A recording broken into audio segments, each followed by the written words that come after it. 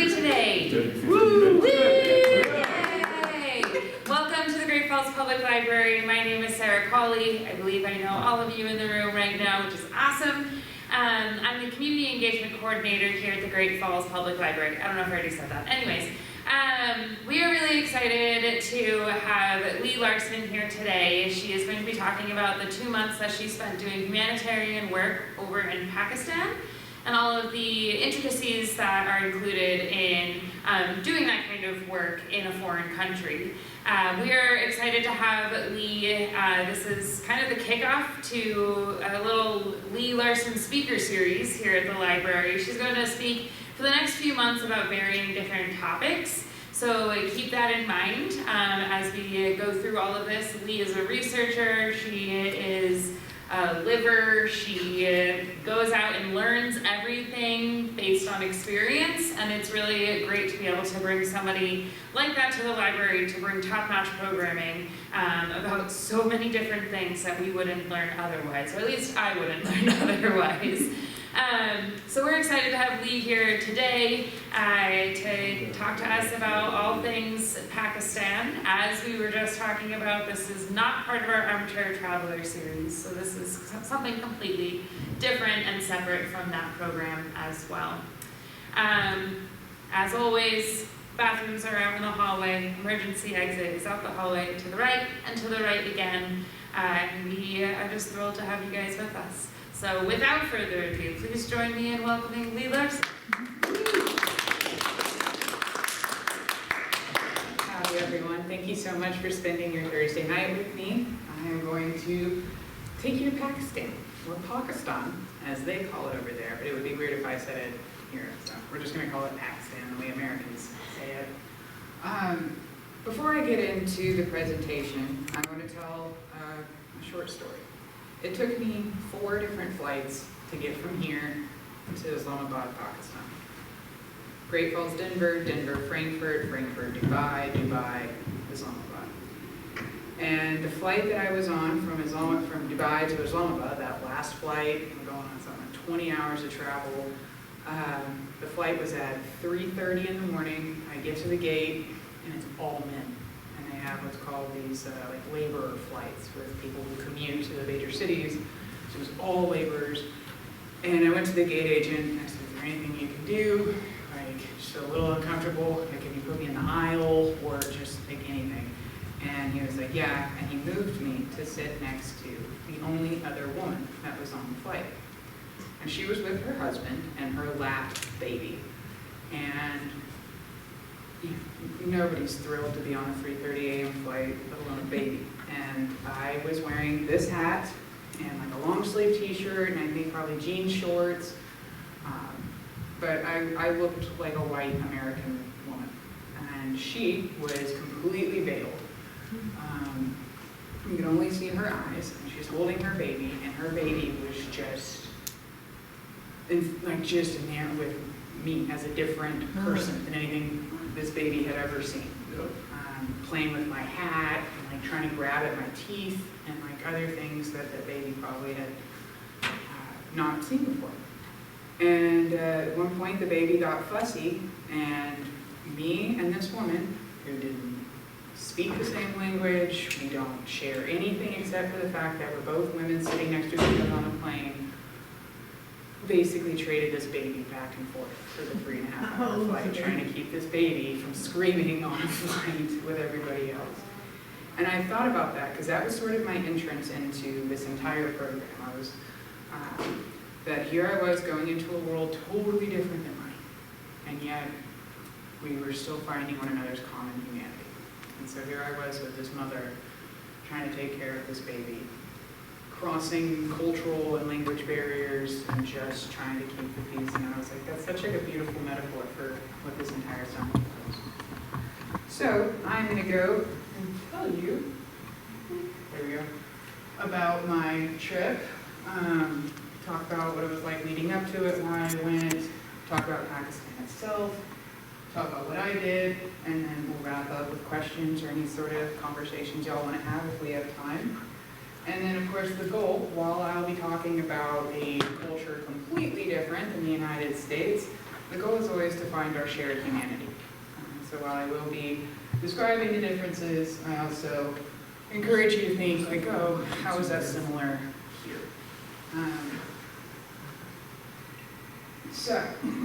I went to Pakistan because my church denomination at a national level selected 3 different grad school students to go abroad and to do some sort of humanitarian work.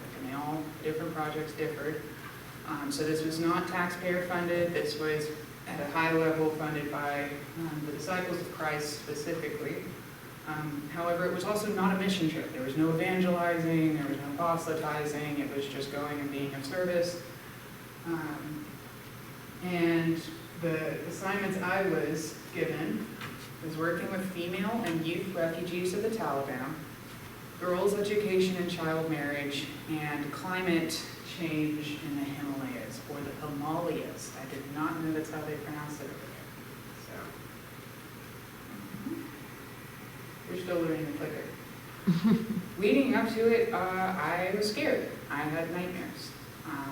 There was conflict with India and Pakistan back in March. I don't know if any of y'all remember that. We've had a lot in the headlines this year. And that wasn't good because now I'm seeing, armed conflict going on somewhere I'm supposed to go. And I just didn't really talk about it publicly because I was already scared. I already had my own feelings about it. I didn't need someone else adding to that anxiety. But it did help that I was able to watch YouTube vloggers because they have video footage of their time there, and I was like, okay, it's just a place on earth. I'm going to be okay. And then because I'm in seminary, my professor is both my mentor and educational teacher, but also they're all ordained pastors, so it was nice spiritually to talk to her about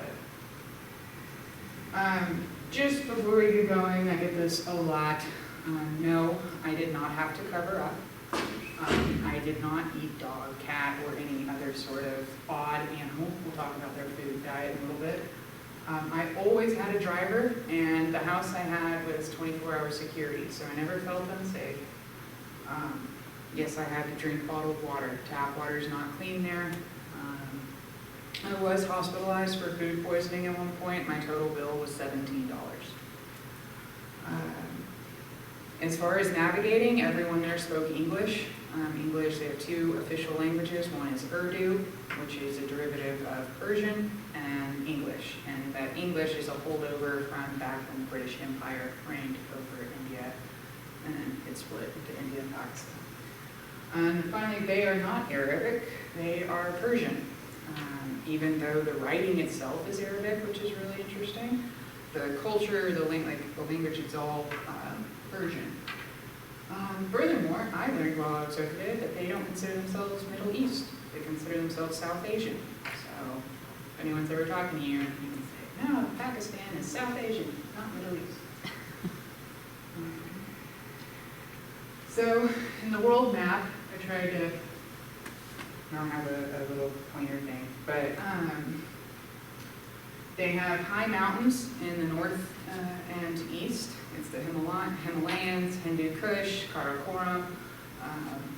In fact, that whole chain is probably, not probably, but links up to where you were in Nepal. So very big tall mountains. They average around 20,000 feet tall. So our tallest mountain in the United States is Mount Denali out in Alaska, and that's at 20,000 feet or so. So all of these mountains were just massive. It's desert in the west. Balochistan, these little provinces they have. And then they have a large coastline on the Arabian Sea. So for trade and port. The majority of their population lives along the Indus River. So it's on the east side of the country. The desert is pretty open. Lots of people live near the sea, but mainly a lot of people live along the Indus River. Yeah. Their capital city is called Islamabad. Islamabad, Bad means city of, and then Islam means city of Islam. It is their capital city, and it was built in 1969. So it's all new, like, which was great because it was all modern, the sewage, the water, like all of that was new. But there was no history in the city. It was literally just built to be a bureaucratic international capital. It's got about 1.5 million people in it. It sits at the base of the Margalla Hills, which then become the Himalayas as they roll back. But because it was built so recently, they had their pick of the litter for urban planners, and it is one of the best designed cities in the world. It has won tons of awards. Everything is on a grid. Everything is in a square, and then each square is called a sector, and in the middle of each sector is a shopping center that's pretty extensive, but each grid or each sector is completely self-sufficient, and so they got like very little traffic. I was like 1.5 million people, and I never sat in traffic. I was just saying that isn't it like a 4 or 6 lane road going into the temple there? Yeah, that's a major road. Yeah. And so it's heavily forested. It's beautiful, but it's a jungle, so it was muggy. It was hot while I was there. They do have monsoons in the late summer, but it was just the grid setup was super cool. Each, like I said, the sector was self-sustaining, but all of the directions were the same. So like, and then on each square, it had 1, 2, 3, 4, and so if you didn't know where you were going, someone could just say like, oh, well, I live in F7, Sector 2 or something, and you would know to go to F, and then you would know where exactly in the neighborhood to go. So it was really cool, just as far as navigating. Again, never sitting in traffic. Every sector was sustainable with their own shopping, with their own schools, mosques, etc. You really didn't have to leave your sector unless worked outside of it or you just wanted to. How big was the sector then, like a square mile? Or? Yeah, they're pretty sizable. Yeah, probably about a square mile or so, if not more, depending on, and again, they have everything you could want. Small clinic, Yeah. you know, they have a hospital district, but it was cool.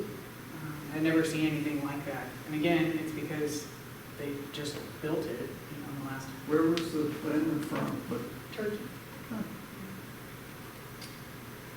So the official title of Pakistan is Islamic Republic of Pakistan.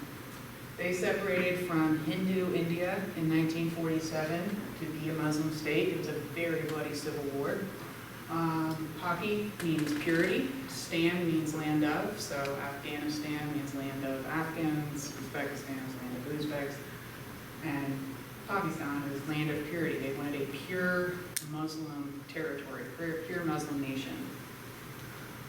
What I learned was that there are 3 sects of Islam, but there are like something like 73 divisions within these sects. So, you can't just say, oh, I'm Sunni or I'm Shia or whatever, or Sufi, because it's a lot like Christianity, where it's like, okay, what does it mean to be Protestant versus Catholic? You gotta get a little bit deeper than that. And so it ranged in levels of devotion, in socially progressive or conservative it was. You had Muslims like that I worked with that were working towards women's rights and queer rights, and then you have others, obviously, the conservative. The other side of the spectrum would be the Taliban. So again, because of all the different divisions, there's no unanimous definition of what it means to be a Muslim, like, because where do you fall on this whole spectrum? And then, of course, there were things like no pork or alcohol sold in the eateries. If you wanted to purchase alcohol, you could only do so from a Christian or a Hindu, they call them like permit stores or something. So only Christians and Hindu and secular people can have alcohol permits. What I learned was that legally, women in Pakistan have had rights since the 50s and 60s. So it's not the state that's holding them back, it's the culture. So they have right to own property, go to school, divorce, own a business, anything that you can think of, they've had the rights to do that. But their culture shames and stigmatizes from going. outside of their cultural boundaries. Little things like, because of cultural and religious beliefs, it was hard to find tampons, or there was little sex and health education. As at one point I'm talking to female refugees of the Taliban, and we're talking about hygiene products, and they were looking at me confused, and I was like, oh no. To them, like, to their culture, religion trumps everything. During Ramadan, they shut down the whole city for a month. No business for a month. I don't even, like, that's just part of your lifestyle, that you budget for 11 months of work and 1 month off. I don't know how it works, but they fully shut down businesses and activity. And there were a few holy days where I was there where they shut down power and water. Like, I couldn't even turn on the sink because it was some sort of holiday. And they have had a female prime minister. She was elected in the 90s and then was assassinated in 2006. Some people say it was the Taliban, some say it was a political rival that then pinned it on the Taliban, who knows. But I did think it was really interesting that they had a female prime minister, especially before we had a female president.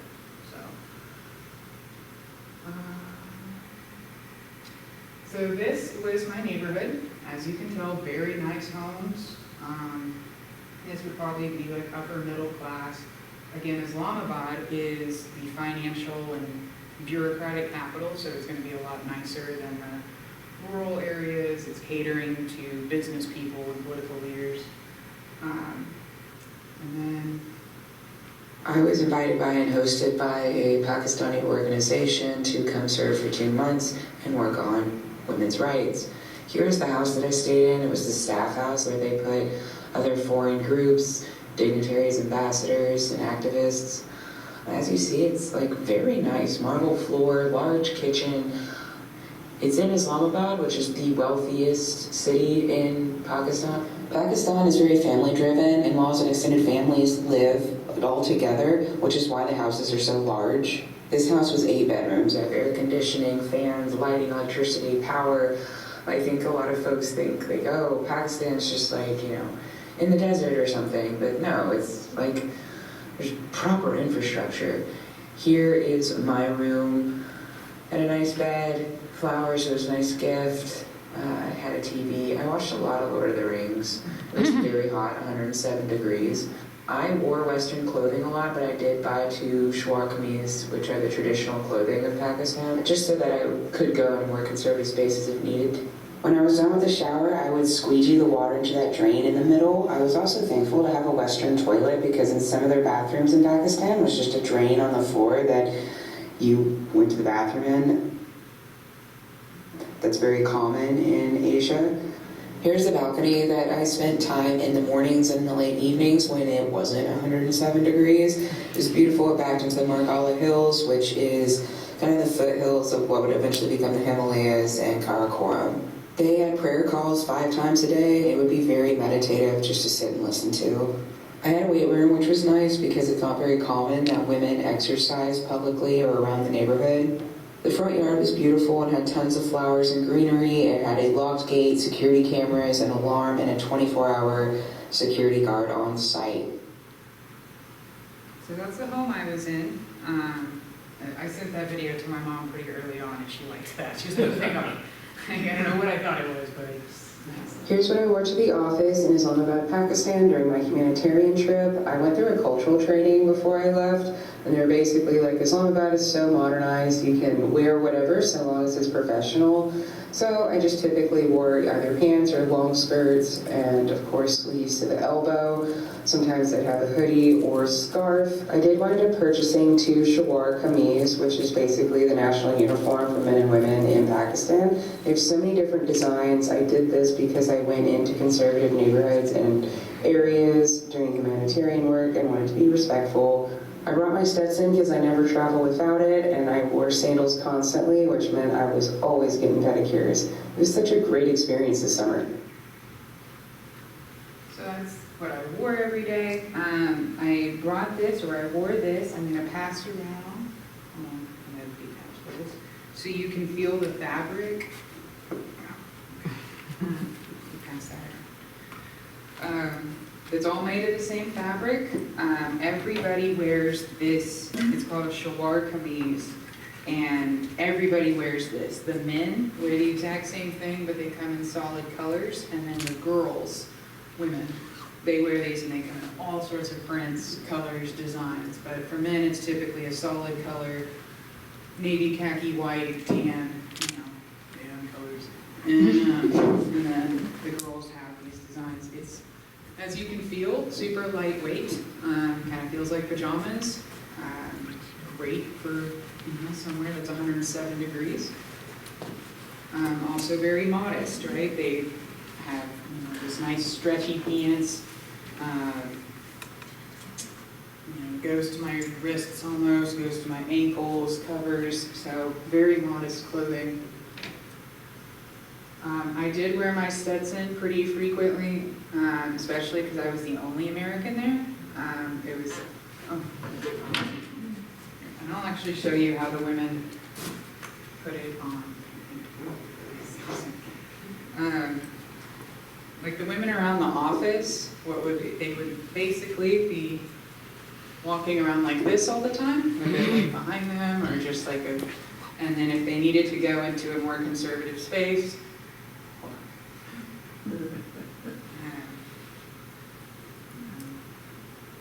so that's what you, I don't know where it went, but that's what you would do, is just throw it on real quick, and then remove it. They do have clips and stuff to hold it for some of the women that are more traditional or conservative.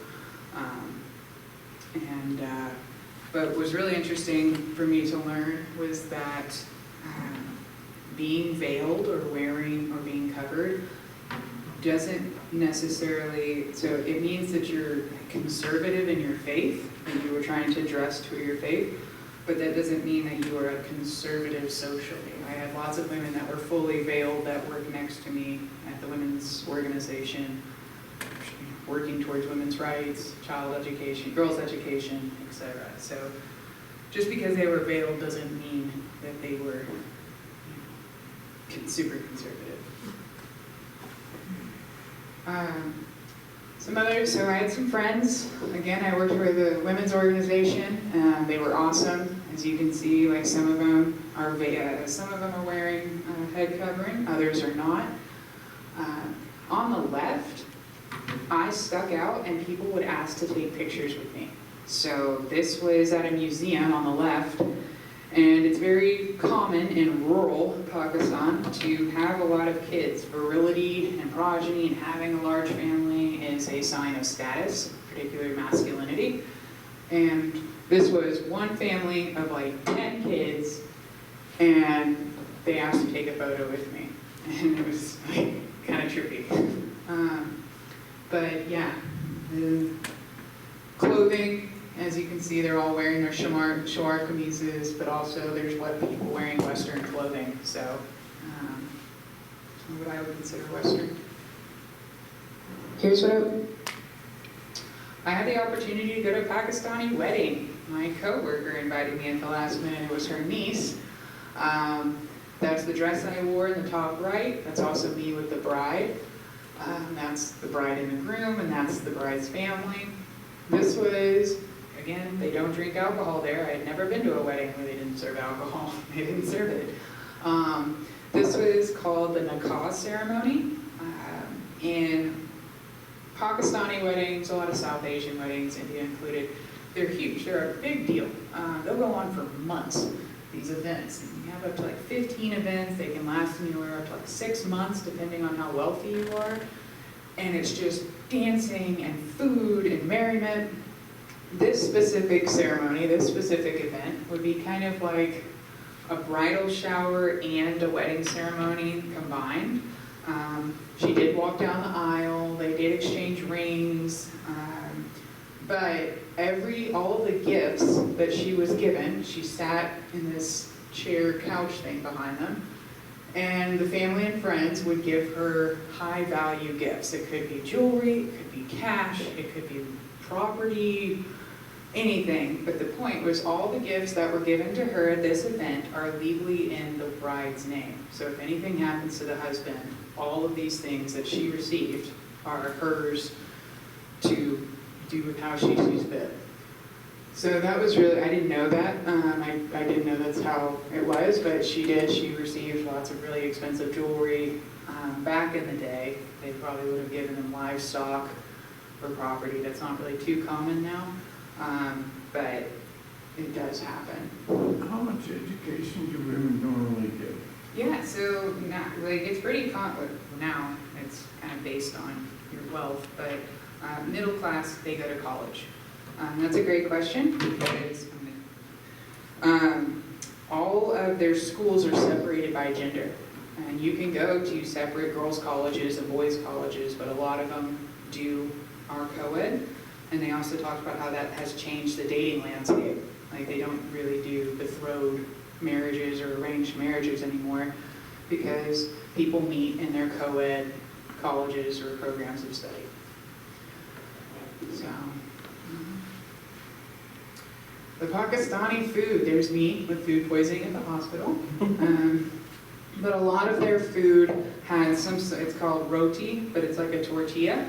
And they eat chickpeas, lentils, chickpeas and lentils, but they ate a lot of beef, chicken, fish, mutton. Over there, like here, mutton is sheep for us. It's too hot to have sheep over there, so they use goat. And then they have yak up in the north, so that was good. Whenever we went out to restaurants, they would just bring, it was family style all the time. You didn't, yes, there were places you could order individual entrees, but for the most part, you just picked a bunch of family style dishes and they would bring it all out to you. As you can tell, just like a stack of, like a plate of meat in that top left corner. The bottom right is just like a stack of bread, or the roti. They had amazing mangoes. They have 75 species of mangoes there. And it was amazing. It was like, I don't know if it has to do with the heat crystallizing the fructose. I don't know enough about fruit chemistry. But it was like creamy, like the biting into these mangoes and peaches. Again, no alcohol, and so that was really strange because you would go out to a really nice dinner, like I would I go out to state officials or foreign dignitaries or other humanitarians, and nobody would order alcohol, but everybody would get a smoothie. And so it was just kind of funny, especially you like look around and see these like real masculine businessmen with like little umbrellas in their mango smoothies or something. So it was just a different thing. And again, the smoothies were really good. So now let's get into the problems that I worked on. So Pakistan is one of the top 10 countries affected by climate change. They also are in the top 10 for highest levels of poverty, meaning that they will be just absolutely devastated as things continue to escalate. In high poverty regions, women can be up to 14 times more likely to die of climate disasters because of gender norms. A lot of the times men are working away from the house, probably even out of the city. They're going back and forth to the market, leaving the women, the children, and the elderly behind. Also, women are more likely to be the ones to go and fetch water. Like this woman here has a vase of water. And also, not only the disasters themselves, men being gone, women being in those vulnerable areas, but once the disasters strike, it is very uncommon for women to know how to handle the financial aftermath. You know, once your house is devastated, how do you handle the policies and the banking and all of those type of questions. So the Himalayas, as I mentioned earlier, are massive. And so they have, across the region is about 13,000 glaciers, and they are rapidly melting. And they're creating these catastrophic floods. And also because the terrain is a mix of ice and rock, when the ice starts to melt, it creates these massive landslides that you see on your right. We drove along the Indus River when we were up in the Himalayas, and this river, like I have whitewater rafted lots often, and this was like not fun water. It was scary just to look at.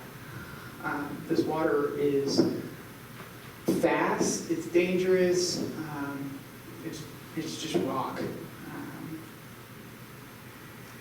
So what my role was, I have a couple of more information, but increase, so there's diminishing snowfall, which is affecting farming, it's affecting all water sources, extreme droughts, it's been very tough on farmers.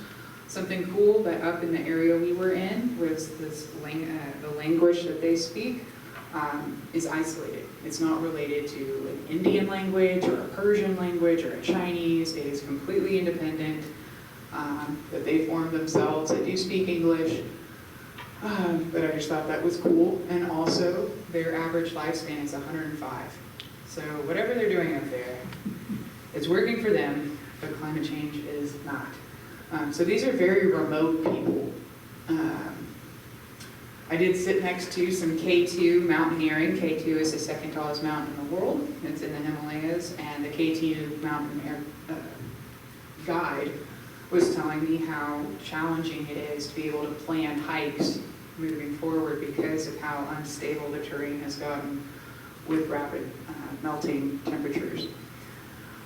Part of my job, so on the bottom, we did a climate education and awareness program where we taught teachers how to implement climate change into their curriculum. And then we also did a panel for a college up top. I had the opportunity to interview local farmers, talk with disaster response officials, including the World Wildlife Fund and the Pakistani EPA, and really get a well-rounded view of what's going on there. My second task, my second assignment was working with Afghan refugees of the Taliban. So since 2021, the Taliban has completely taken over Afghanistan. The Taliban is a militia, a group of armed religious zealots. It is not a form of government. There's no bureaucracy. Things have gone totally sideways. They are reliant. A lot of people have said, well, how are they getting funds in guns? Well, they get guns from either America, China, or Russia.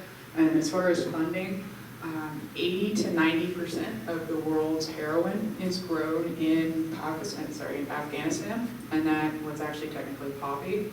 So it's in all our medication, morphine, anything like that.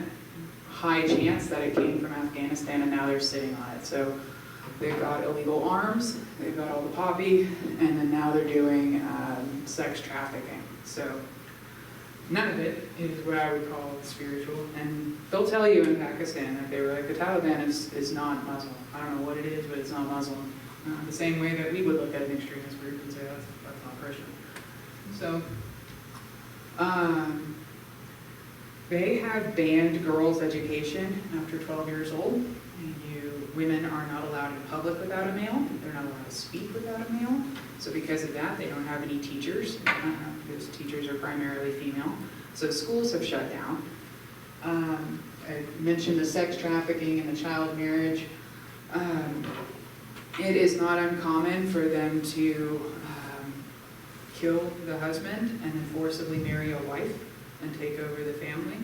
And then if the girls are over the age of 5th grade, they'll marry out the girls too. So just absolutely devastating. And lots of families have fled because of that. I was able to work with young girls in both of these situations, as well as women. And I mean, there's just no freedom for women, point blank. They're also employing a genocide on Shia Muslims. They are Sunni.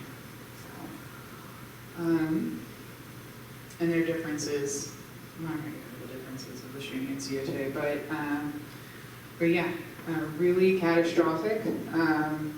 Not only that, but the Taliban has taken over the cell towers and communications, so for those who have fled, they are unable to communicate with those that are still back home in Afghanistan. We are gonna come back to this. It is a 10-minute video that I made for the organization I worked with. It's an interview with Afghan refugee children, not children, the young adults. Because I want to jump into girls' education, and we'll come back. So, in Pakistan, for the last 20 or 30 years, girls' education has been legally supported at a federal level. In fact, the Pakistani government went in and built specific girls' schools in almost every, not only province, but in every major city.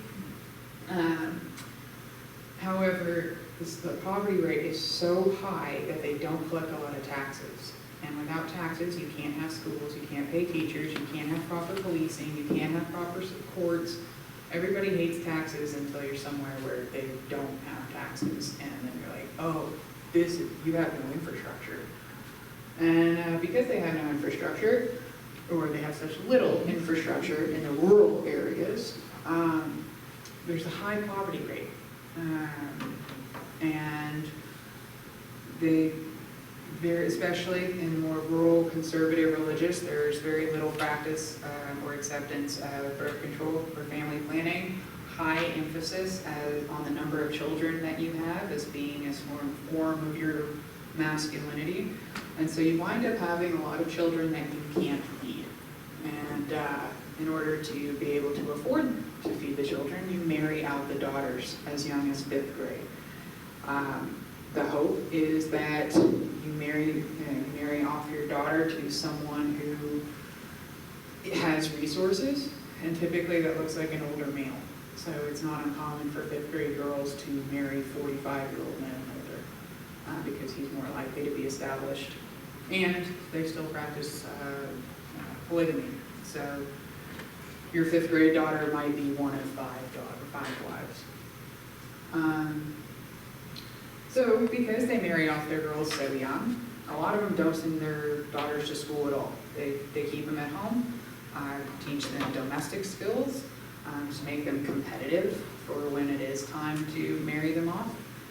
And very common in rural Pakistan for women to be completely illiterate because they didn't go to school growing up, they married young, and now they're completely dependent on the male.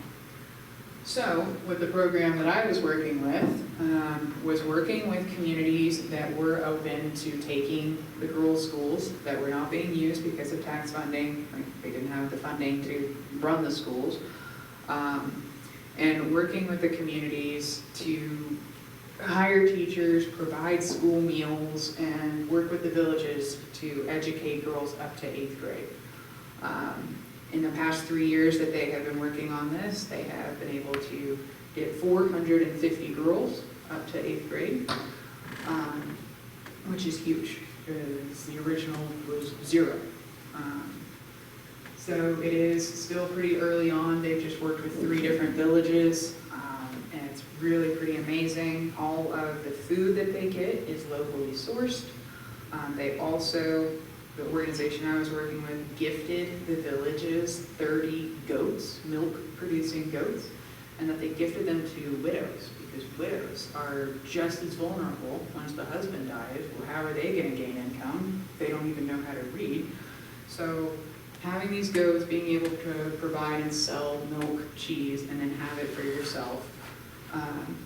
And then I think something like 1/3 of the milk produced from these goats goes to the school. So it's a very big, everyone hands on deck, everyone helping out. But it's really, really quite extraordinary to see the progress they've made. And it's been so successful that the villages have come back and asked, can we do this year round? And they said, well, we can't provide the funding we can only do 9 months, and so they have found ways to fill in the 3 months, which is incredible. Right now girls are going to school year round up to 8th grade. My role in working with the refugees and with the girls' education was to do interviews and marketing, sort of a documentary style, which is what we're going to get into in just a bit. But I design children's books on my own. I have written 3 about my dog, Professor Huckleberry, teaching kids about national parks, And so one of the things they asked me while I was there was, can you write children's books for all these children that we're working with? And so I did. I wrote one from the perspective of a girl going to school for the first time and what that must be like, more than homework. And then I did two different books on being a refugee at the Taliban. And all three of these books were printed and distributed to the United Nations Human Rights Commission and are being dispersed at refugee camps and in rural villages. So that was really exciting. That was cool. I did not see that, because, but I'm glad I was able to support and do that for children, especially, so vulnerable. Some other pictures. I got to ride a camel.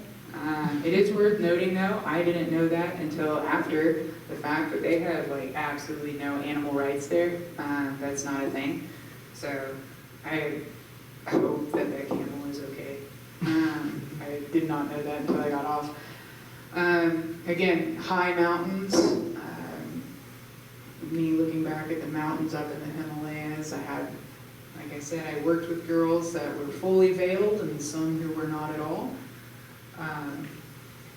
And a couple other pictures of me in front of temples, mosques, or just general areas. I wore my Stetson almost every day. I was alone. I was not only the only American, but also the only Westerner.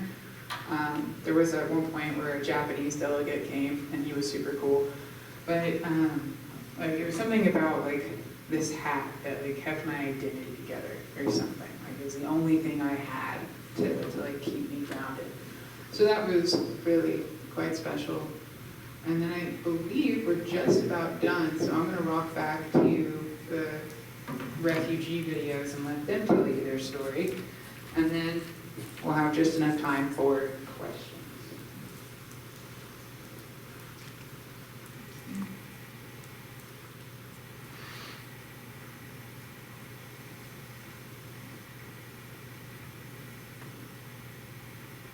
So it sounds off.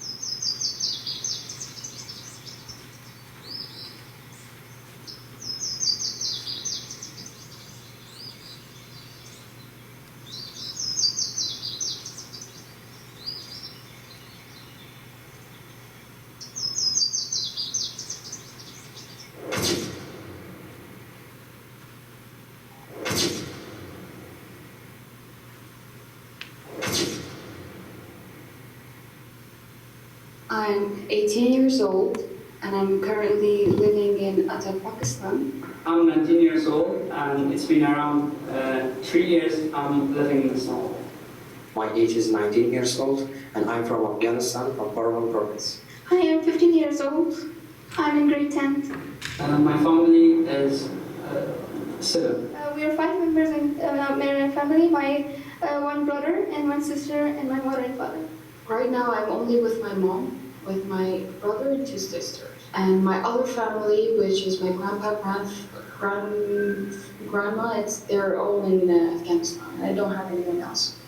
I have one brother and 4 sisters and my mom and my dad. Telling about journey is like pouring salt in your wounds, and it's not like easy to go and go back to those things. When we became immigrants, it was not our choice. You know, when Taliban came to Afghanistan, really difficult situation that everyone had, the fear that they have, like everyone had.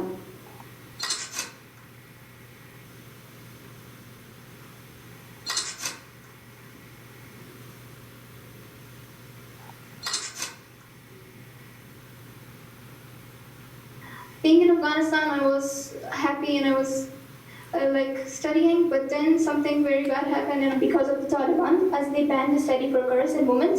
My dad got lost 3 years ago when Taliban came. He was on the way to Mazar Sharif, and then the Taliban took him, and we don't know where is he.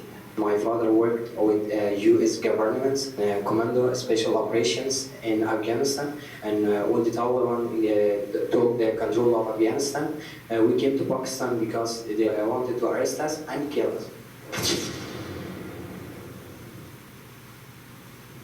We didn't cross the border by choice. We did it by necessity in search of safety, education, and a chance at a better life. I crossed the Turkhan border, and the Turkhan border is the worst experience of my life. There is like no humanity. They said us that you must wait tonight because in dark we can easily move you to Pakistan. They waited me, they sent someone, they want money. They don't want it like directly. They send someone, I don't give it at the first. But after I waited 2 hours, I have to do it. I paid money, and then, because I have visa, I have passport, then they stamp my visa and passport.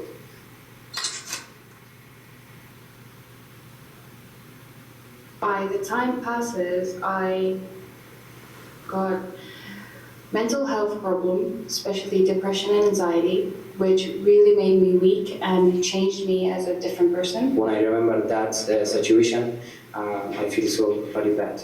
But there's some places, some times that you think nothing is going to be better. I really needed hope. I was lack of hope. Didn't have any hope. Being a refugee was so hard for me, and I buried my wishes, my goals, my home, everything back there. And the beginnings, we had so many problems, like financial problems, education problems.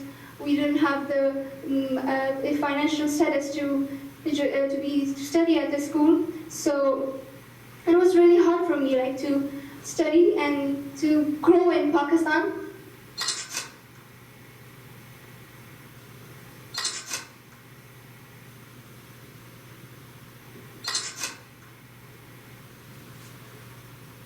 We tried to find for him a work, but the first problem is visa, that we don't have any visa. And also the second problem is that the language. My father just speaks Pashto. It's not easy to learn English or any other languages. My mom is a teacher, and my father was a commander before the first time Taliban came, before 2001. And after that, my father do like different things to just support us.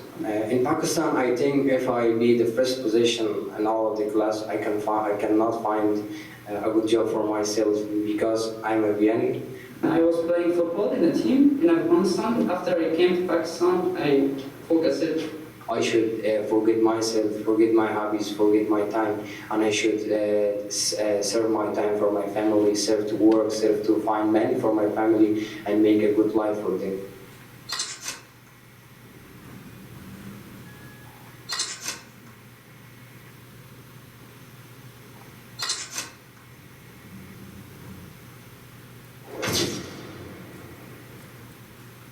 I would wish them to know that being a refugee is not easy. Being a refugee in a foreign country is really hard. I want for people to stop judging. I hate judging. In Quran, Allah said that all of the Muslims, they are brothers. And in the Quran, Allah don't make any difference between men and brothers or Muslims. And just he said that Muslims are brothers, but I don't know why the Pakistanis or other nationals make a difference between these humans and say that we're Pakistani and you are Afghani. You should have that, you should have that, you should leave this country. Well, especially I miss my people, my homeland, the air of my home, everything about it. Like, it's really hard. In there, I feel like my feathers are cut off. The police of Pakistan makes a lot of difficulties to us. One of my best friends, his name was Yasser, and he came go back to Afghanistan because of the visa problems. I said you that all the problems of the visa problem, and also work problems, and also financial problems in the all Afghans that have it. Like they were to be the voice of Afghan women, Afghan children, as you're facing so many problems, not only just education, but financial, everything that you can see.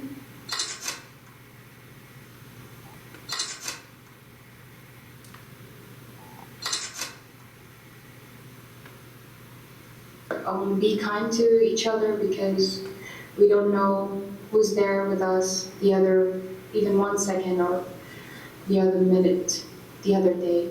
Appreciate for your facilities that you gave in our hands, and also thanks for giving me opportunity to say my story. Good things take times.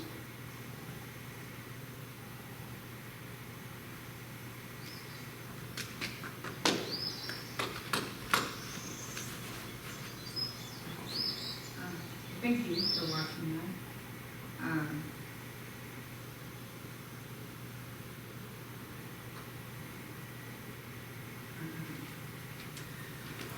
So yes, it was a very heavy summer.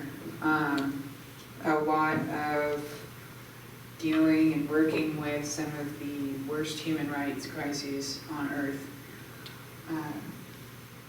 And a lot of seeing what people were doing to face the existing political challenges of their lands, of their communities.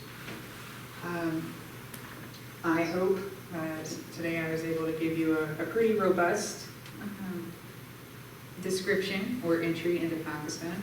I am going to pass around some things. These are the Pakistani rupees. This is 250 rupees, which is about the equivalent of $1 or so. The levels, the currency exchange was insane. It was really quite something to go out for lunch and spend $16 and be able to feed a small family. So it was wild to see how far money goes. This necklace, up in the Himalayas, they do a lot of mining for precious gemstones, such as emeralds and rubies and sapphires. And so this is a necklace with some of those gemstones from the Himalayas.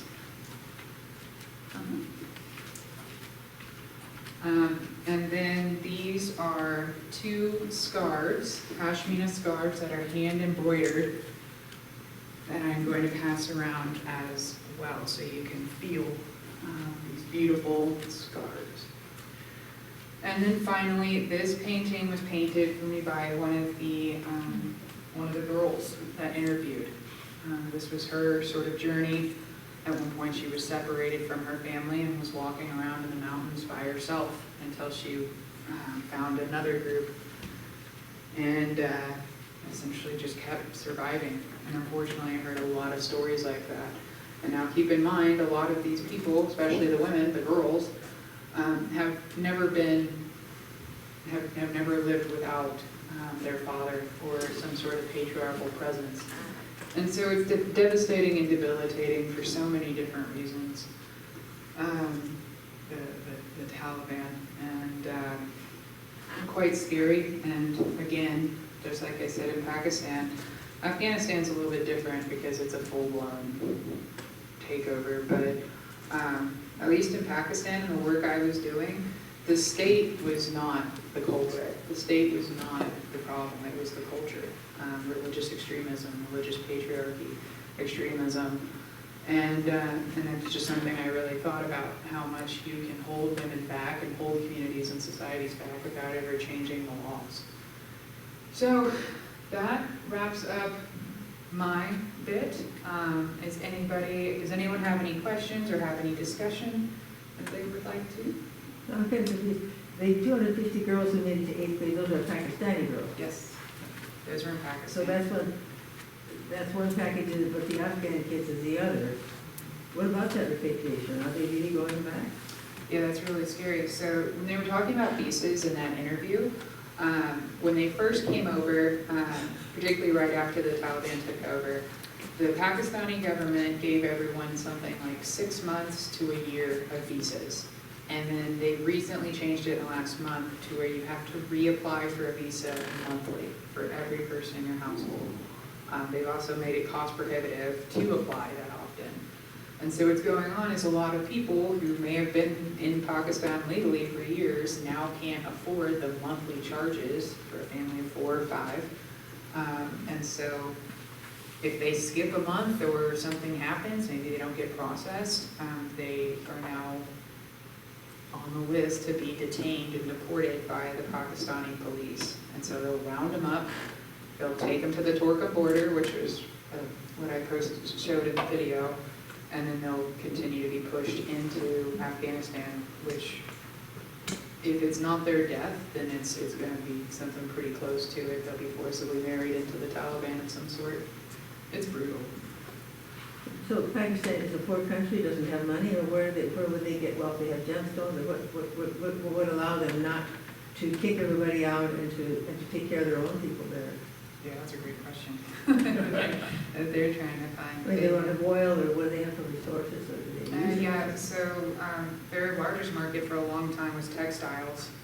They also do sugar cane. They have a lot of mining, coal, the gemstones for sure. But it's kind of like the same sort of immigrant rhetoric that a lot of countries have, where they're blaming all of their problems on the Afghan refugees and trying to kick them out as some sort of scapegoat for everything else.